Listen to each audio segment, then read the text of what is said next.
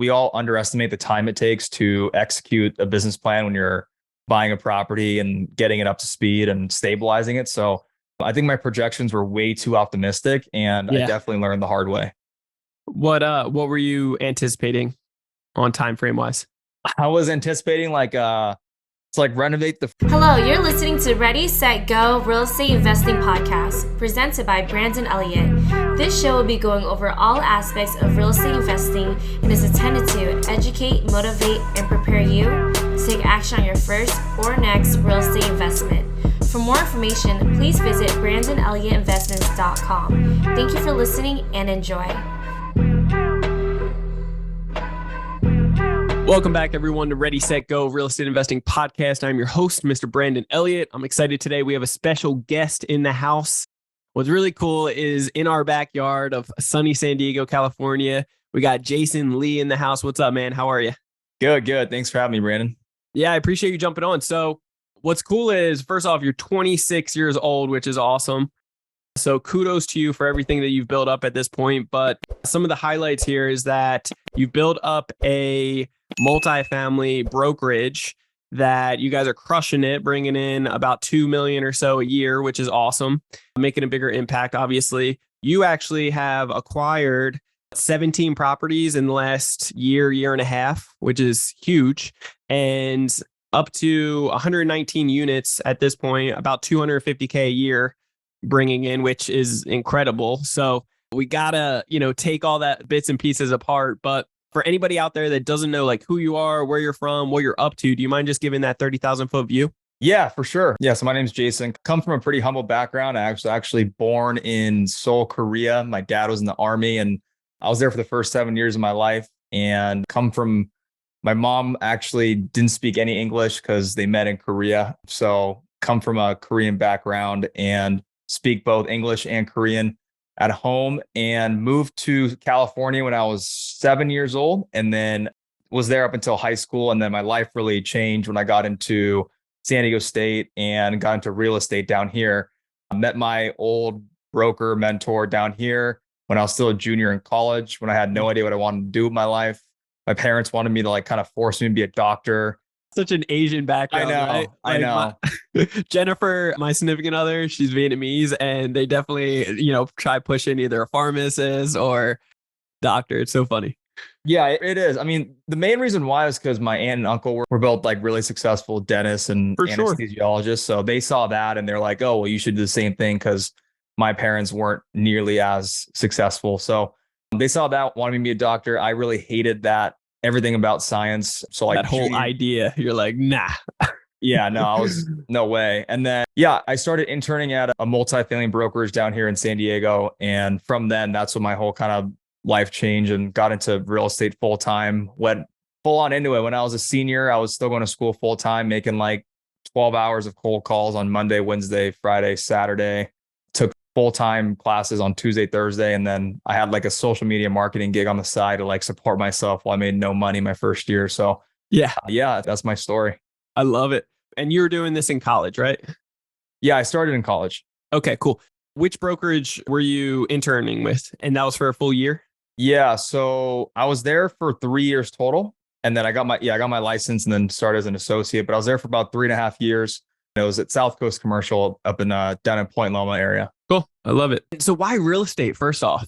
Did you have any friends, family do it? What inspired you to do real estate, bro? Yeah, no family. When I got to San Diego State, I networked with a lot of people, and I saw that a lot of my friends, their most successful families that they came from were all had rental property or were in some sort of real estate business or they all had property. So I was like, there's something here. And I just joined the real estate society on campus. And then I ended up basically meeting just professionals in the area. It was funny. Like the first networking event I ever went to at my old school, it was a 20 students and 20 professionals event where it was a speed dating thing where you're at a table for 2 minutes each. Yep. And every conversation went terrible because I knew nothing. It was my first ever event. And then that's where I met Brian, the head of South Coast, and kicked it off. But it's kind of funny how fast it kind of went after I wanted to search what I wanted to do. Yeah, success definitely leaves clues, right?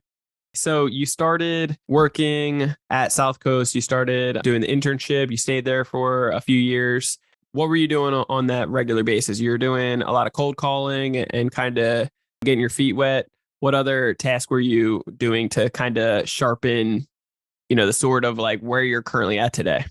Yeah, besides reaching out to people and prospecting, I was also analyzing a lot of properties. So I was sending a lot of properties to potential investors. I was doing a lot of underwriting to make sure it was a good deal and it made sense. I was always trying to put buyer and seller together. So I was honestly a dot connector. I was trying to find buyer sellers, put them together and make sure the deals made sense. So that's like all you do all day long when you first start as a broker or an agent. I love it. And then, so what inspired you to actually branch out on your own? That's a great question. I think, honestly, the first reason why was because there was about 25 people at my company doing the same thing, and everyone was kind of stepping on each other's toes. There's too many people doing the same thing, too many cooks in the kitchen. So I think once I really got going and my career started taking off and I started doing a lot of deals, I started rubbing the older guys the wrong way because, as someone that's younger, grows and does more deals. And if an older guy didn't talk to a client for a long, long time and I did a deal with them, they got all pissed off and said I was stepping on their toes. So that happened like 2 or 3 times. So it was more of like a drama thing. And even though the people at the company the owners were on my side, I was just sick of like getting called into like the principal's office, it felt like, for just doing my own business. And reason number 2, I just wanted to start my own thing. I've always wanted to have my own brand, my own company. I wanted to create my own like company culture, and the team that I've built at JLM Real Estate is phenomenal. Like, we're all friends, best friends. We all enjoy working together. We all work as a team. So I just feel like it was the right move to do. Let's talk about culture for a second. It's so important with any business, especially being the owner and the leader within your group. You have 9 agents currently. You have an assistant as well. What does the culture look like in your guys' office? Yeah, so everyone's really hungry. Everyone's excited to be in real estate. Everyone's excited to meet new people and help clients and facilitate transactions. So I think everyone has the same vision in mind. We all want to be financially free. We all want to own rental property. We all want to be successful agents. And enjoy doing it. So everyone has fun. Everyone collaborates. We're always, doing team meetings. We're always seeing how we can put buyer and seller together. We're seeing what marketing strategy we can use to get our sellers the highest price possible for their properties. So we're always collaborating, always running ideas about each other. Everyone speaks their mind, which is amazing. So I think everyone really enjoys being at the office. And that's like a huge thing that a lot of companies are missing today with the whole work from home thing. I think being in the office is really important. Yeah. And you guys are located where? We're in Bankers Hill, right by downtown San Diego.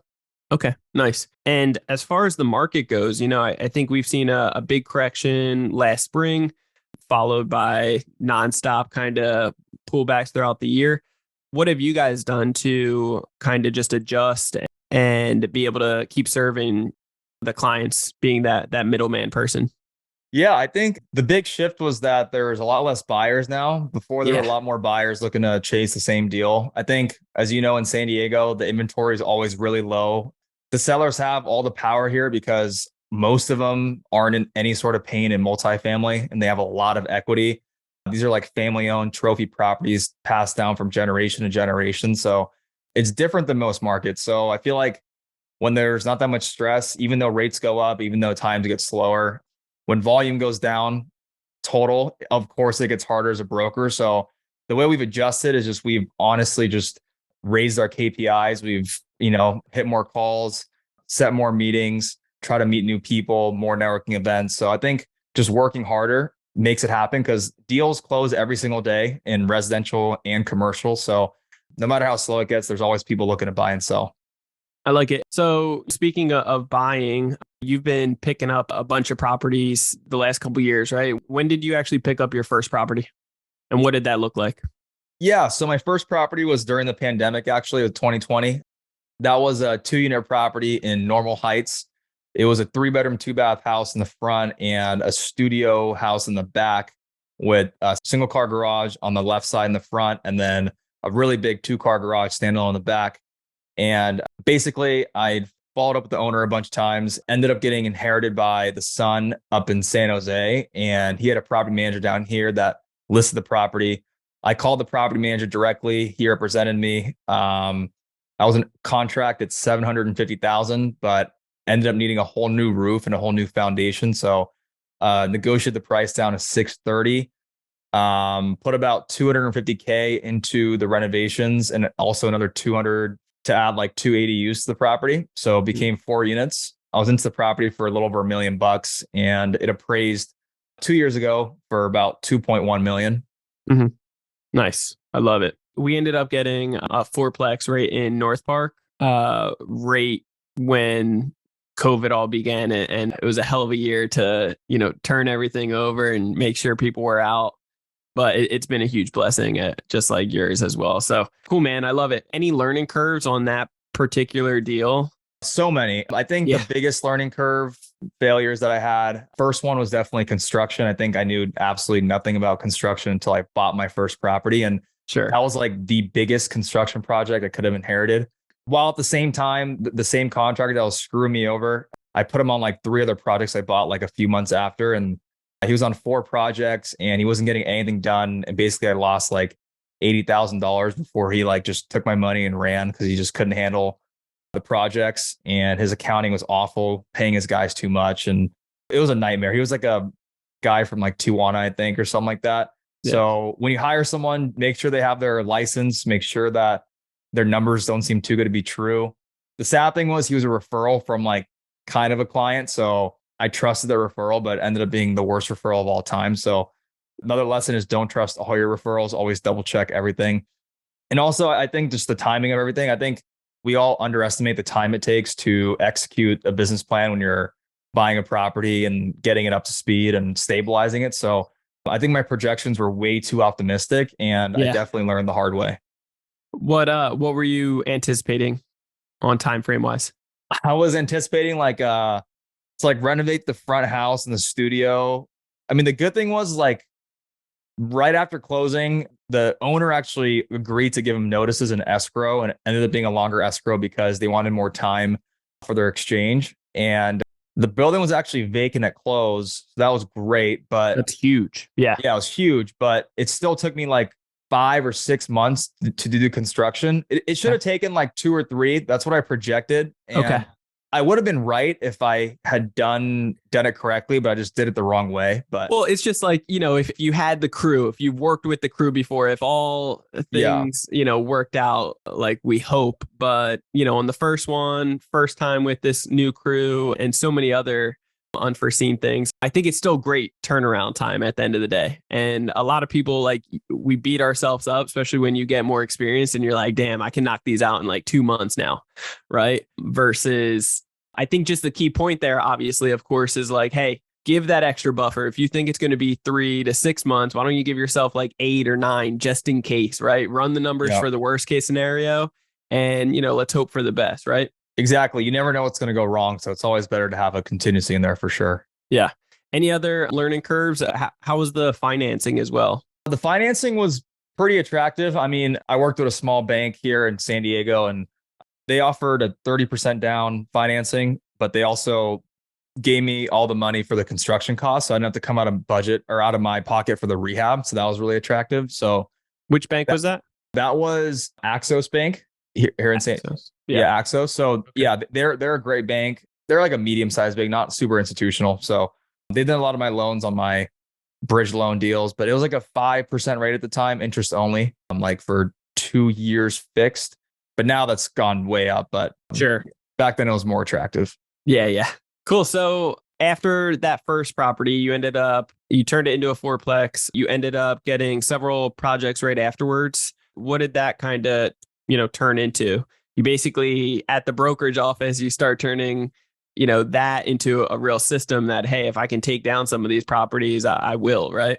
Yeah. I mean, at my brokerage, I've worked with so many buyers and given out, dozens and dozens of good deals to people. But when I finally had some capital to invest on my own, I finally just took a jump and did it, because wealth is built by investing, not through making commissions or making even any sort of day job, whatever it is, because Uncle Sam's going to bite you in the ass. So you don't want that one-time pay. You want that monthly pay, right? Exactly. Yeah. You want to build the passive cash flow, and it compounds over time. So I saw that that's where all roads led to. And, just seeing and studying like my most successful investors that I've worked with and learned from, they've all done that the right way. They all made money in their day job and invested all of it into real estate and have done extremely well. So yeah, that's why I just wanted to go from just being a broker, servicing people to also, being an owner of my own deals.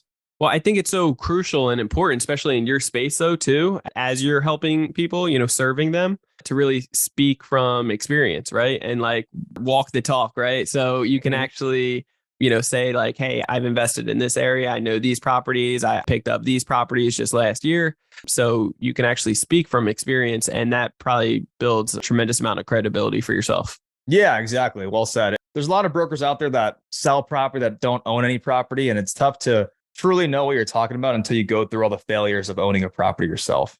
Yeah, I couldn't have said it better. Talk to me. At this point, it started off with smaller deals. When did you get the first big one? And how many units was that? What did that look like? Yeah, I'd say my first year was all like smaller deals, like 1 to 2 million. And then I got my first like $4.5 million deal during the pandemic in 2020. So that was a 16 unit building in El Cajon on Leslie Road. That was an off market transaction. One of my friends who's an agent had the seller and I had a buyer for it. So yeah, that was my biggest transaction up until that time. But now, I mean, most of my transactions are in the 3 to 5 million range. So the good thing as a commercial real estate broker is you grow with your clients. So as your clients grow, the purchase prices also grow. So a lot of repeat business as people grow. So was that, you said you had a buyer for that? You didn't take that down yourself? No. That was as a broker. Yeah. So that was a buyer that I represented. Okay. So talking just on the investment side. So, got it. Yeah. Sorry about that. So I started buying a lot of fourplexes in the beginning, duplexes, and then I sold them and did a 1031 exchange into bigger assets. So the biggest asset I own today is a 16 unit building near San Diego State on 70th Street. And then I also own an 11 unit property, Crown Point, close to the bay there. And then rest of them are like 7, 8, 9 unit properties. Okay, cool. And those are all just smaller unit ones?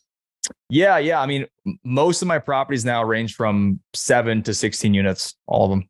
Gotcha. Cool. Yeah. Do you have one property management for all of them, or how does that work?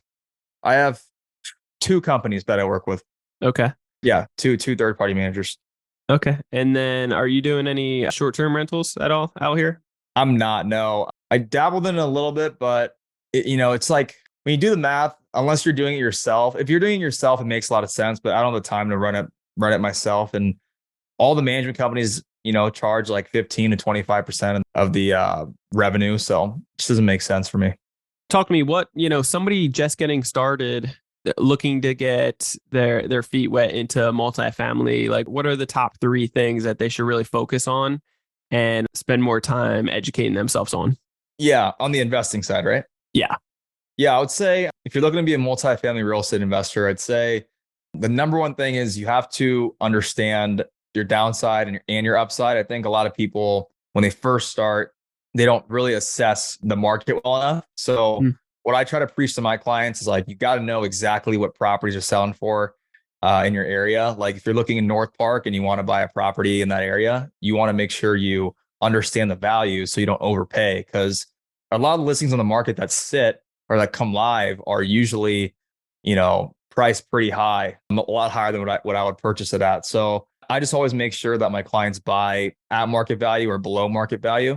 So that's number one. Number 2 is I would make sure that there's a clear path to cash flow, either cash flow day one or upside by increasing the rents to cash flow, because the main reason why people lose properties and properties go back to the bank is because they couldn't pay their mortgage. So if your property is paying off the mortgage and cash flowing, then it's pretty tough to lose that property, especially in a market like San Diego where the rents are very, very strong. And we've seen, over and over again, increasing.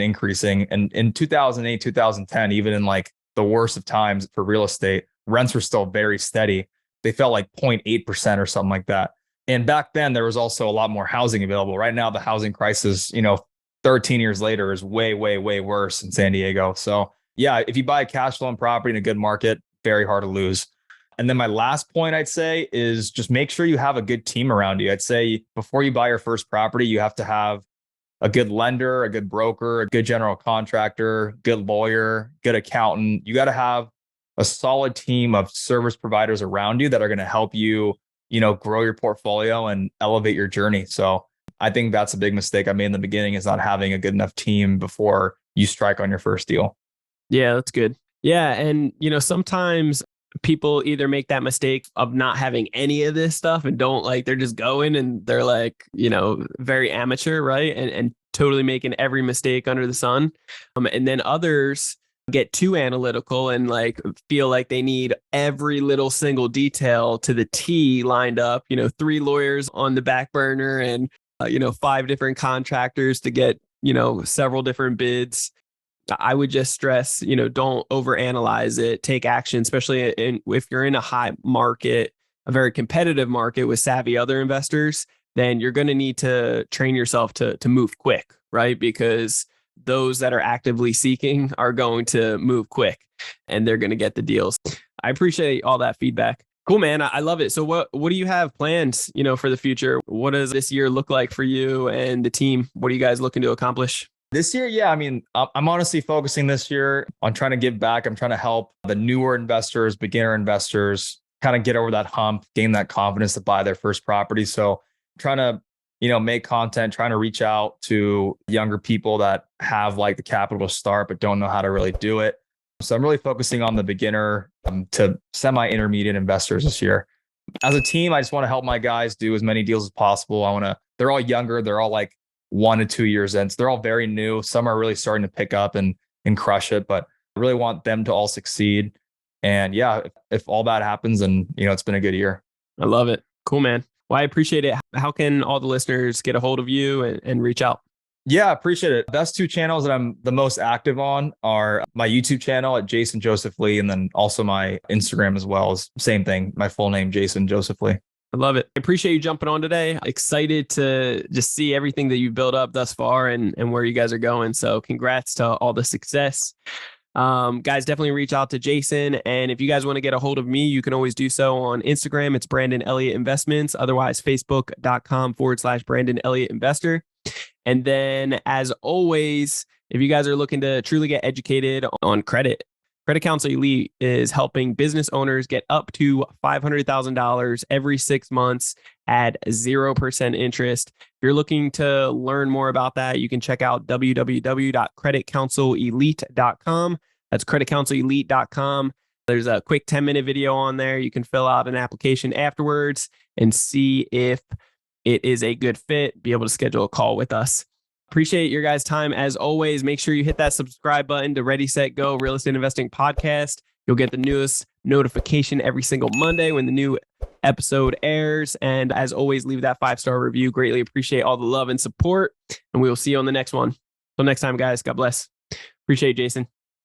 This has been another episode of Ready, Set, Go Real Estate Investing Podcast, brought to you by Brandon Elliott. For more information, please visit BrandonElliottInvestments.com. Also, please don't forget to like, share, and leave a comment below. Thanks again for joining. Until next time, God bless.